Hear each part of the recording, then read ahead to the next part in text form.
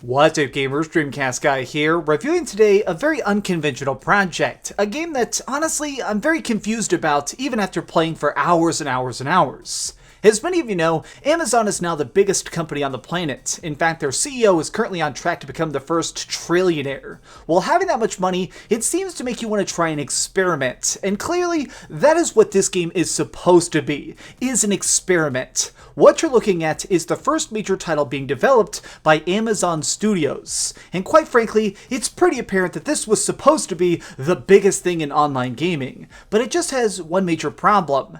It's not fun. Crucible is not thrilling, it's not exciting, but it's not exactly terrible either. Because they have the infinite budget of Amazon at their back, they were able to give some cool art. I think that the design of the characters themselves is interesting. There is some fantastic music in this game, surprisingly, but it's just never great. It's never really something that feels special or unique. It's just kind of bland. So for the last few weeks, I've been part of a secret early access program that let people jump in here to try and compete in matches, fight against the developers, and really get a chance to see what this game is doing. And I want to break it down piece by piece because I feel like while this game isn't stupendous, it's not exactly a dumpster fire either. So what we have here is the latest free-to-play project. The idea behind it is that you download the game, you can try it out whenever you want, and they'll probably sell skins and stuff to try and make their money back. But the thing is that it's got a weirdness to it. This is a multi-class shooter. It's one that tries to take things from like a sprinkle of Battle Royale, some elements of things like Overwatch. It tries to have special abilities and unique character classes, but all of it doesn't really connect fully, which is what annoys me the most. The hardest part of Crucible is that there is definitely a lot to learn. There is a lot of depth to this because you're choosing your character, your specialization, and then your mode. And all of this can really affect how your match is going to be. So there are 10 different characters to play as in this game, each of them being completely unique. For example, you can pick like a standard soldier who's able to sprint around the map and use his human machine gun to try and mow people down.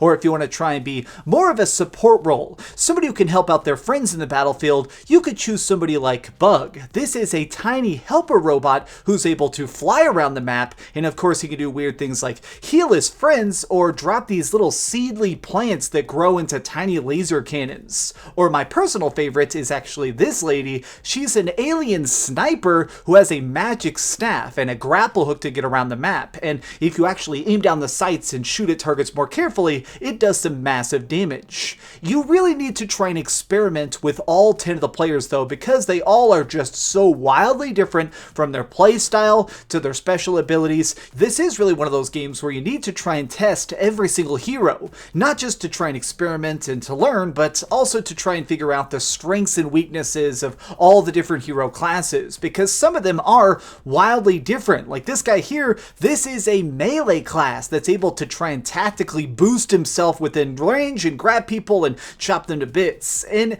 it's all cool, but my problem is that I feel like this game is strongly lacking a meta. Now, if you've never heard that term before, it essentially means it's the game within a game. It's the ability to try and pick the strongest skills, the perfect playstyle. It's the ability to try and utilize your particular talents to take down enemies in the most efficient pattern possible. Well, the thing is that I feel like Crucible, it doesn't have a meta.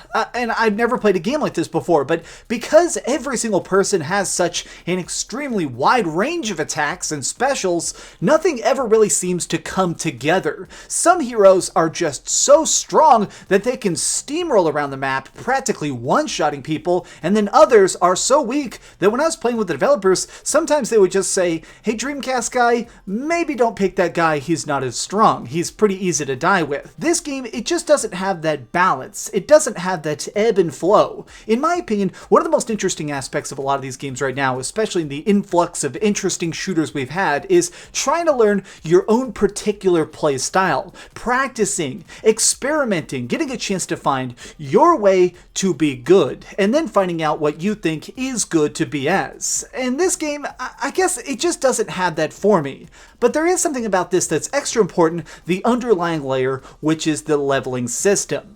Whenever you decide to log into Crucible, there's 3 different game modes. There's Heart of the Swarm, there's Battle Royale, and there's Harvester Command. Now we're going to go into each of those individually in a second, but what you need to know most is that these have some wildly different objectives for trying to win, but all of them have the same system inside of it, which is essence. This is like a universal energy source. It's like coming from everything, and basically what this means is that finding essence levels up your entire team. Everybody on your team, your entire squad, you share a giant experience points pool. Well, you get this by 3 main things. Killing players will give you essence, slaying the random monsters, this will also give you some really good essence, or capturing harvesters, which are like these big mining rigs. Any of this will give you essence, and as you get this, it gives you a tremendously big buff. I mean, it is crazy. You get passive increases to damage, you get special abilities like, one person I really like is this makes it where as she levels up, she can randomly become invisible whenever she dashes, which makes her incredibly strong, or even just things like making it where you can reload quicker. Basically what I'm saying is that leveling up matters. I mean, to a huge degree. If you're level 5 and somebody is like level 3, you're pretty much gonna mop the floor with them. So as soon as you land in pretty much any of the game modes, the first thing that a team typically does is scatter. You spread out, you try and get some kills, you try and get some points, you try and make sure that you are really maximizing every second of essence you possibly can. And as you're doing this, you do get a chance to see how each of the characters is able to perform. Everybody definitely has their own talents, their own skills, and you are able to customize this. Before you drop into your mode, you're able to pick a couple different things to try and choose how you want your character to play, like quicker cooldowns, bigger damage, more chances to kind of make it where as you're leveling up, it fits your playstyle. But again, none of this really works. I mean, the thing is that kind of annoyed me the most is that as I played this game, because I did just log so many hours, I kind of just felt like none of these choices at the end of the day really make that big of a difference. It doesn't really matter if I choose this talent point or this speciality, because some characters are just going to be strong and others are going to be so damaged and weak. So I want to wrap this up by just talking in detail about the 3 game modes, because I do think that these have some smart ideas in it. In fact, I kind of wish that the characters were more fun to play, because I think that the map itself is great. Yes, there is unfortunately only one map, but it's really well designed, and I think that the modes, they're very, very, very smartly constructed. So Heart of the Swarm is a mode where you try and run around the map, and the objective is that there are these big, huge hives that spawn. Whenever they pop up, you need to try and get there with your team, destroy the hive, and take its core. Now that sounds easy, except for the fact that everybody is competing for this. It's marked on your map, so everybody is charging toward it and using every single special cooldown, and additionally, it kind of creates this interesting tug-of-war mechanic, because you do actually have to stand there and slowly pick up the Heart of the Swarm. It does create this really good sense of power struggle that a lot of games have trouble pulling off. Like, when you manage to get to a heart and you're trying to capture it and people are rolling up and it's people that you really know that are higher level or better skilled than you, it is a little bit scary. It's nice that this game manages to create a mode that has tactical fear put into it. Now let's talk about Battle Royale. This Battle Royale mode is not particularly interesting. It's 16 players, it's 8 teams of 2. The main thing that's supposed to make this cool that doesn't really work is that basically you start out with your partner, you're running around, you're trying to get essence, you're trying to kill other players and be the last man standing, but if for some reason, if one of your partners dies, like if your buddy dies,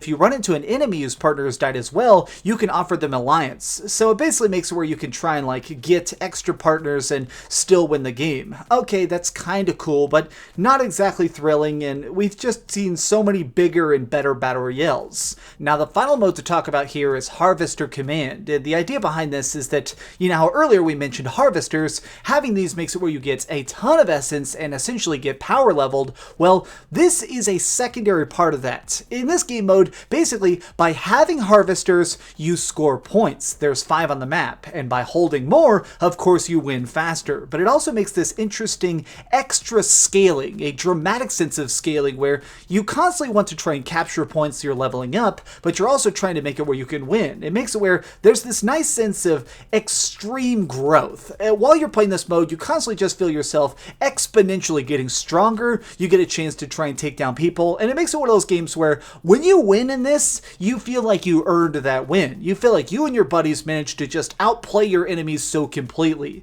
And it also makes where sometimes there's a secondary strategy to this that I've seen where some people like to ignore the harvesters at the start, kill a bunch of the random monsters on the map so they can also power level, and then they just come in and just steamroll the enemy team. I like that this game has different styles of play. Not all of them work, there's definitely some major problems with it, but at the end of the day, I can't hate Crucible. I don't love it, I'm probably never going to log in unless there's like some giant patch that improves the game, but at the same time, I'm glad I tried it. Since this game is free, I guess look into it if you're really bored one day and want to see something different. I have no idea about the monetization. There was no microtransactions in this version of the game when I played it, but even still, it's alright.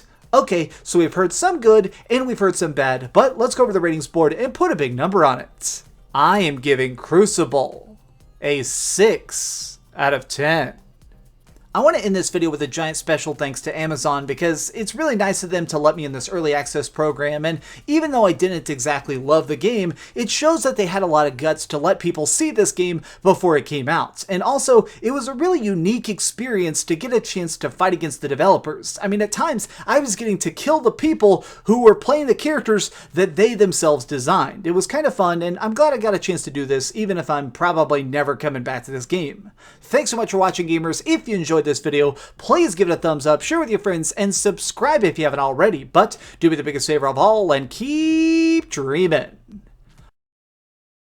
Thanks so much for watching that video. If you want to see something else, you can always click this link to see what I put up last, or, subscribe and see what's coming up next. Also, I promise that whatever I do, it'll try not to suck.